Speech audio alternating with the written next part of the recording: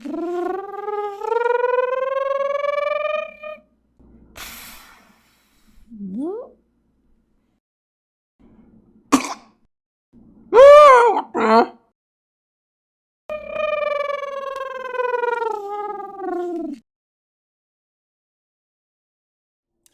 what's up, guys? I'm Jacob Luetzow. Welcome to my channel, Backend Stuff.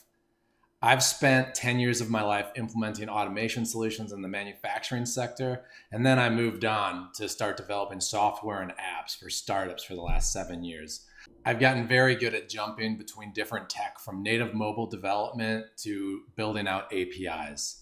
I now mostly focus on data architecture and APIs for my two companies. One of them is a dev shop and the other is a health and fitness marketplace.